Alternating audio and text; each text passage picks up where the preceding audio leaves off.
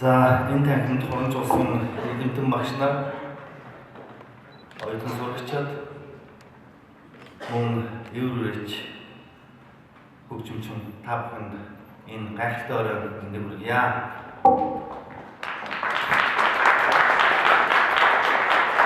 Монгол үндэсний хөгжлийн зэмсэг еврей хөгжмийг шинжилэн бүтээсний 60 жил Монгол улсад мэргэжсэн еврейч хөгжимчин бэлтгэж эхэлсний 40 жилийн энэ жил тохиолж байгаа Монгол консерваторийн үндэсний хөгжим мэргэжлийн сургуулийн еврей хөгжим багш Эрдэнэ Очир багшийн маань өнөөдрийн тоглолтоор энэ хоёр том арга хэмжээ хэлж байгаа гэж ойлгож байна. Өнөөдрийн тоглосон энэ концертууд бол еврей хөгжмийн энэ 60 жилд еврей хөгжим маань хэрхэн өөрчлөгдөж хөгжил дэвшлийн замыг маш богино хугацаанд маш өндөр дэвшилттэйгээр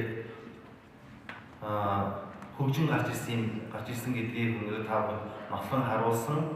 Нөгөө төвөөр еврейч хөгжимчдийн маань ур чадвар хэрхэн дэлхийн түвшинд хүрсэн гэдгийг харуулсан энэ хоёр талын өнцгөөс туйлаас өнөөдрийн түвшин та бүхэнд толгон харуулсан энэ тоглолт байлаа.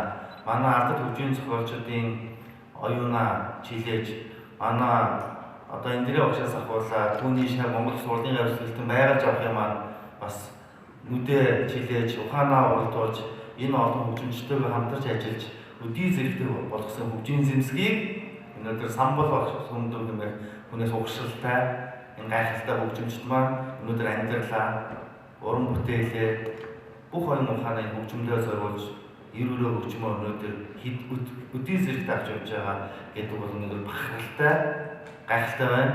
Өнөөдөр үүн дээр онцлон тэмдэглэхэд өнөөдөр манай еврейч хөгжимчин хөгжийн зохиолч Чинбат маань өнөөдөр өөрөө хөгжийн өөрөө сайн еврейч төдийгүй өөрөө маш сайн хөгжийн зохиолч ингээд еврей хөгжмийнхээ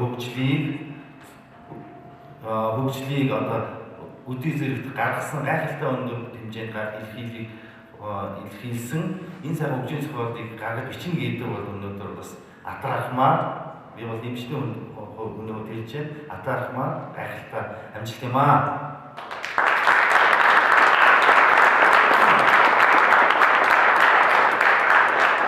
Энэ уран бүтээлийг тоглоход еврей хөгжмийн зэмсгийн өөрийнхөө хөгжлийн явцад гарсан олон инновацууд хөгжил дэвшлийн олон диапазоны хувьд, тоглох ишилгээний хувьд, тоглох техникийн хувьд, арга барилын хувьд асар их ололтуудыг олж ирсэн.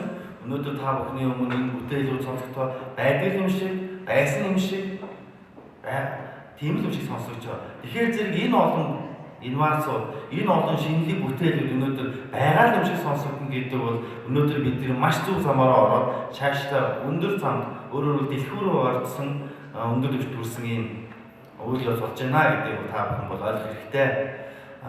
Монгол Улсын консерватор өнөөдөр багш нартай бол хоёр үндсэн шаардлага тавьж байгаа. Нэгдүгээрт бол маш сайн судлаач байхыг шаардж байгаа.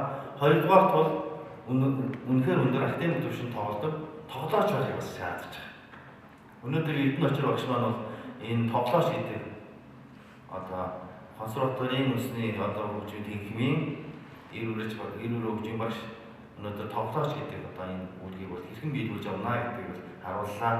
Өнөөдөр энэ тоглолтод бол маш их хүч чармаалт, хувийн давталт, мөн үндсэн одон шамнараа эдэм ном шамд сурахаас гадна өөрийн биеийг, өөрийн формыг өдий зэрэгтэй барьж багш нартай үлгэрлэн дуурайлаж өнөөдөр тоглоно гэдэг бол өнөөдөр хувь хүнээс маш их хариуцлага, бас бүтээлч чанар, хүсэл эрмэлзэл маш олон хөгжмөдөө хайртай байгааг шинж. Ер нь Монгол Монголын маань үндэсний урлагийн уламжлал зүйл бол ганцхан дотож ирсэн зүйл бид нар бол үлгэрлэн дуурайлах дагуулan хөгжмөдөх зарчмаар үе уламжлал бид нар бол шавнараа бэлтгэж ирсэн. Тэгэхээр зэрэг сайн тоглооч байхыг шаарддаг байгаа бас нэг учир бол энэ. Тэгээд энэ өнөөдөр энэ төвшөнд тоглож байгаа багш маань багш нартай өөрөөр заасгаас гадна үзүүлэх шагнуудаа тоолж түүний тэднийг үлдсэн дуурайлж суралцуулна гэдэг бол өнөөдөр Монгол Улсын консерваторийн сургалт бол доолдохгүй явахын энэ үндэс юм аа.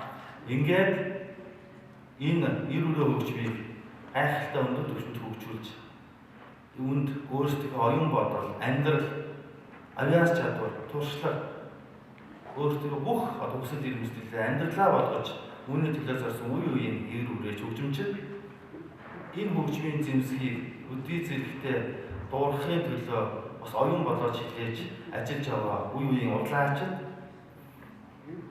мөн энэ хөгжмийн төлөө зориулж асар их оюунаа дайчлан бүтээлж ирсэн хөгжмийн зохиолчид энэ гурвалсан сайхан уран бүтээлчдэд үеийн хүмүүс дахин талснаа илэрхийлээд эрдэнэ очир багштай амьдралд над жаргал, уран бүтээлд өндөр амжилт, маш өндөр амжилт хүсье.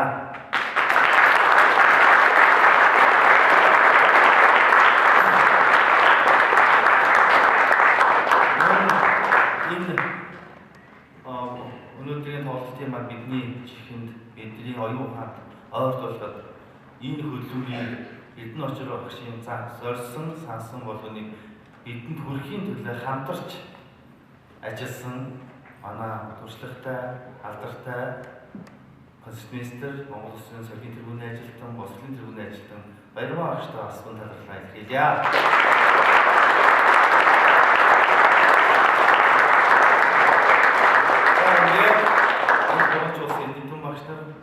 Мөн эр үрээж хөгжимчид, оюутан сурагчид та бүхэндээ дахин баярлалаа илэрхийлээ.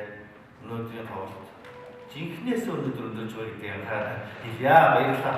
Ингээд хайснаа манай алдарт хөгжмийн зохиолч манай залуухан гайхалтай хөгжмийн Чимбатыгаа мөн өнөөдөр энэ хөгжмийн зэмсгийг уралж хийж бүтээж аваа Монгол сургуулийн гавьцалсан айгалж ав мөн ардын үндсэн хөгжмийн тэнхимийн багш нарыгаа бас тайснаа гарч ирж туршлын зураг татуулахыг хүсэж байна.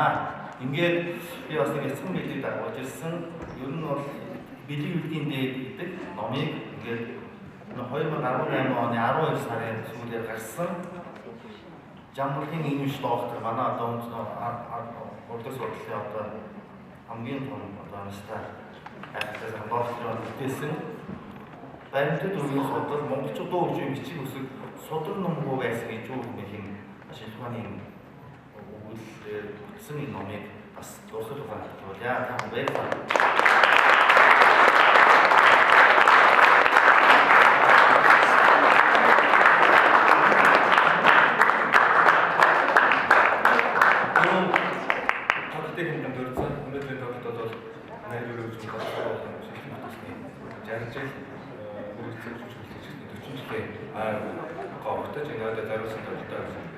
Өнөөдөр бас манай ерөөлөө үзүүлэх маань ирсэн байна. Та бүхэндээ баярын мэнд хүргэе. Энэ хөгжим хөгж одоо бол энэ хөгжмийн урлагч нартайгаа маш их холбоотой ажилладаг. Тэгэхээр байрлаж явахдаа Шилмагна компани урлагч нар манай урлагч нар өнөөдөр ирсэн багш Татанбаатар туяа ирсэн багш та. Тэгэхээр бас баярын мэнд хүргэе. Энэ жил хүн давхар аваад байж байгаа. Энэ юу вэ гэхээр урлагийн гавьцалтай бидний багш самбалын багшийн маань 75 насны юм тохиолж байна. Бид энэ давхар аваануудыг өнөөдрөөс эхлэн тэгээд тэмдэглэж явна багшийнхаа өсөлтөөр. За миний хувьд бас нэг тохиолж байгаа. Би нийслэлийн Улаанбаатар жуултаас ирээд хөгжимчнээр ажиллаад авах гэж байна. Энэ онд бол хангаар байрлал 10 жилийн хаваатаас манай төлөв хийжсэн та бүхэнд баярын мэнд хүргэе.